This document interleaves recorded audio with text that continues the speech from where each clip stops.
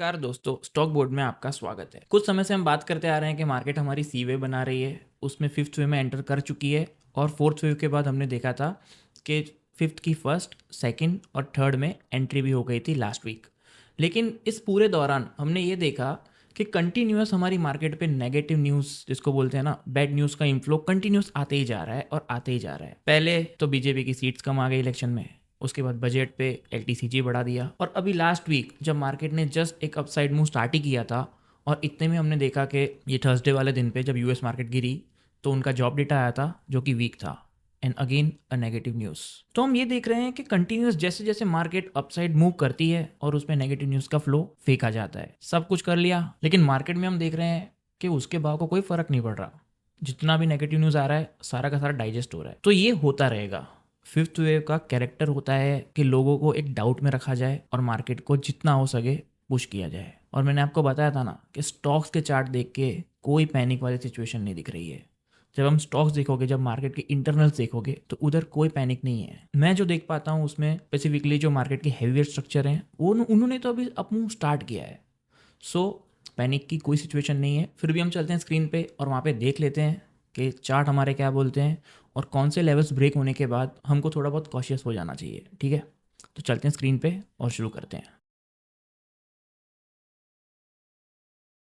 तो ये आ गए हम लोग निफ्टी के चार्ट पे और लास्ट टाइम हम लोग जब बात करके गए थे तब हम ये लेवल्स पे थे। ये बैकआउट कैंडल आई थी और हमने पूरा वीक देखा कि पूरा वीक साइडवेज रहा है और उसके बाद फ्राइडे को यूएस में कुछ थर्सडे को न्यूज लगी थी, इसके कारण हमने फ्राइडे को हमारी मार्केट में अच्छा खासा एक गैप डाउन और उसके बाद एक सेल ऑफ देखा। ठीक है, तो अब हम आ जाते हैं 60 मिनट के टाइम फ्रेम पे और ये डिस्कस कर लेते हैं कि नेक्स्ट वीक क्या होने की पॉसिबिलिटीज हैं और अभी हम करंटली कौन से वेव स्ट्रक्चर में हैं। तो देखिए, लास्ट टाइम मैंने आपको समझाया था कि ये हमारी फर्स्ट वेव थी, उसके बाद ये पूरा का पूरा करेक्टिव पैटर्न बनाया था मार्केट ने, ये पूरा का पूरा करेक्टिव पैटर्न बनाया था और ये करेक्टिव पैटर्न में ये था हमारा डब्ल्यू, ये एक्स और एक वाई।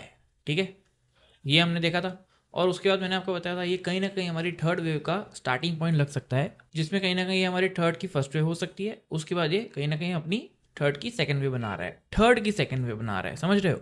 ये हो गई फर्स्ट, ये सेकंड और ये थर्ड मूव स्टार्ट हुआ है और थर्ड की फर्स्ट। जैसा कि हमने समझा था ना, इलियड वेव में हर एक इंपल्स वेव में इंटरनल 5 वेव्स होती हैं, 1 2 3 4 5। अब जैसे कि ये थर्ड है तो इसके अंदर भी अपनी इंटरनल 5 वेव्स होंगी। ठीक है, ये कंसेप्ट क्लियर है? नहीं क्लियर है तो हमने इस पर एक स्पेसिफिक वीडियो बना के रखी है, आप चाहे तो उसे विजिट कर सकते हैं, मैं आपके लिए लिंक डिस्क्रिप्शन में डाल दूंगा। ठीक है, तो अब बात करते हैं कि ये जो हमारी थर्ड वेव हमने देखी थी, कि ये जो हमारी थर्ड वेव स्टार्ट की थी, क्या इसमें कोई डेंट आया है? तो उसके लिए हम आ जाते हैं अभी 15 मिनट के टाइम फ्रेम पे और 15 मिनट के टाइम फ्रेम पे हम ये देख लेते हैं कि करंटली क्या स्ट्रक्चर बन रहा है। अब इसमें देखो, ये था हमारा फर्स्ट वेव, थर्ड का फर्स्ट, आई मीन थर्ड का फर्स्ट, सेकेंड, थर्ड, फोर्थ और कहीं ना कहीं ये फिफ्थ दिख रहा है, ये लास्ट वाला। ठीक है, तो 1 2 3 4 5।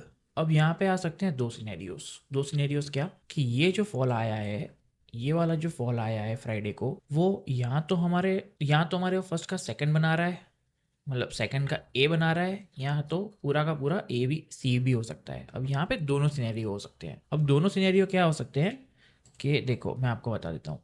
अगर ये मान लिया कि हमने ये स्टार्टिंग हुआ है करेक्शन का, अगर हम मान लेते हैं करेक्शन का स्टार्ट हुआ है, तो ये हमारे पूरा का पूरा जो नीचे आ रहा है ना, ये 1 2 3 4 5 में नीचे आ रहा है ना, तो ये कहीं ना कहीं ये हमारा पूरा का पूरा बन जाएगा ए वेव। उसके बाद हमको मिलेगी एक रिट्रेसमेंट जिसको हम बोलेंगे बी वेव। उसके बाद हमको मिलेगी एक नीचे सी वेव। ठीक है, ठीक है। या तो फिर दूसरी क्या पॉसिबिलिटी हो सकती है? दूसरी पॉसिबिलिटी ये हो सकती है कि ये पूरा का पूरा मतलब एक करके दो करके यहाँ ये पूरा का पूरा सी बना रहा हो। ठीक है, तो दोनों पॉसिबिलिटी हो सकती है। ये हम देखेंगे कि मार्केट जब ये लेवल पे आती है, ये वाले जोन पे आती है, तब कैसा रिएक्ट करती है।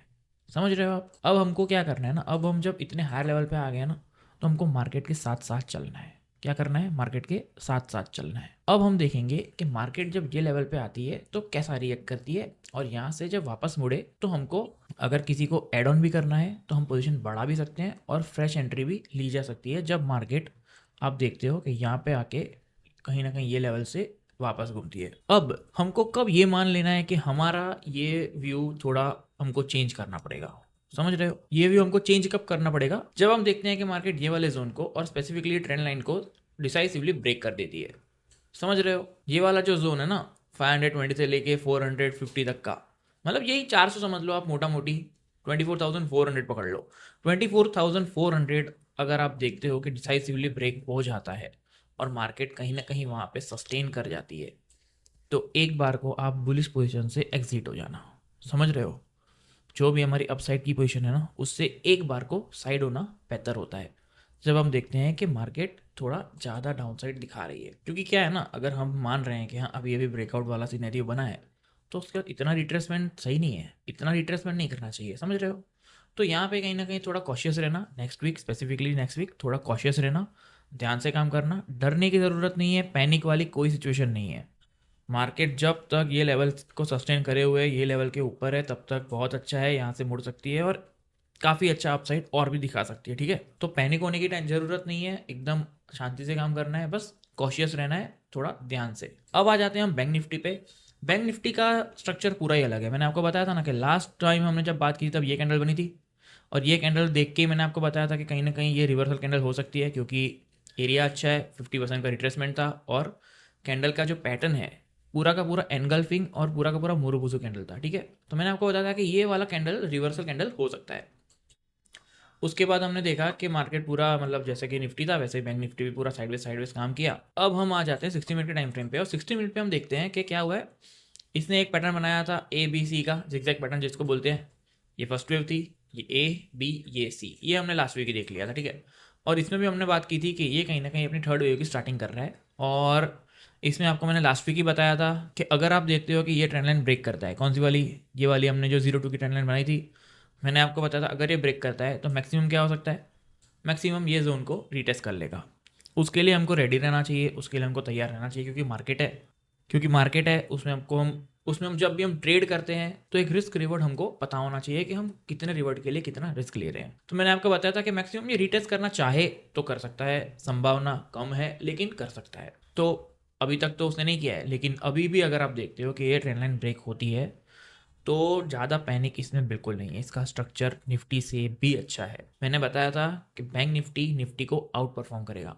आउट परफॉर्म मतलब आउट परफॉर्म होता है। तो अभी भी आपने देखा कि जब फ्राइडे को निफ्टी में इतना सेल ऑफ आया, गैप डाउन खुल के वो नीचे गिर रही थी, तो बैंक निफ्टी कुछ नहीं कर रही थी, बैंक निफ्टी नीचे तो खुली, बट उसके बाद कहीं ना कहीं उसने अपसाइड पे आ गई और वहीं पे साइडवेज करके निकाल दिया। लेकिन ठीक है, अभी भी रिटेस्ट की संभावना ओपन है, वो करना चाहे तो कर सकता है, बट ऐसे कोई इसमें पैनिक वाली सिचुएशन नहीं है। एज सच कोई पैनिक वाली सिचुएशन नहीं है। इसका स्ट्रक्चर अभी भी बहुत अच्छा है।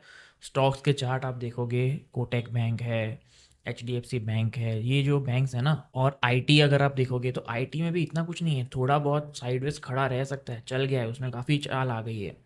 लेकिन हमने उसको काफ़ी नीचे से कैप्चर भी किया था, तो उसमें काफ़ी चाल आ गई है, बट वो अभी तक साइडवेज खड़ा खड़ा रह सकता है। बट वो अभी तक कुछ ऐसा फॉल नहीं दिखा रहा, और वो खड़ा रह सकता है, साइडवेज खड़ा रह सकता है। बाकी मुझे उसमें स्पेसिफिकली आज भी इतना कोई फॉल नहीं दिख रहा। हाँ, अगर आप अभी मेरे से बात करोगे तो रिस्क रिवर्ट सबसे अच्छा है अभी आज की डेट में सीमेंट में, अभी वापस से अच्छा हो गया है। बैंकिंग बेस्ट, और फार्मा के कुछ स्टॉक्स भी बहुत अच्छे लेवल्स पे हैं, बहुत अच्छे लेवल्स पे हैं। आपको बस थोड़ा बहुत चार्ट देखना है।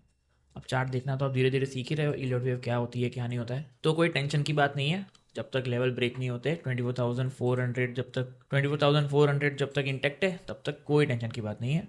और वो भी ब्रेक करे, अगर आप देखते हो, चलो मैं एक सिनेरियो बताता हूँ कि चलो नेक्स्ट वीक आपने देखा कि हाँ यहाँ से नीचे आया और ब्रेक कर गया, तो उसको सस्टेन होने देना, सस्टेन होने देने का वेट करना है हमको। कहीं ऐसा ना हो कि बस हाँ ये नीचे आया और ये ऊपर आ गया और ऐसे ऐसे चलता जाए और हम वहीं पे निकल गए लो पे। समझे? तो थोड़ा बहुत टाइम दो उसको, देखो क्या होता है क्या नहीं होता है, उसके बाद एक्शन लेना। ठीक है, तो मिलते हैं हम लोग नेक्स्ट वीडियो में, तब तक के लिए जय हिंद, हैप्पी ट्रेडिंग एंड धन्यवाद।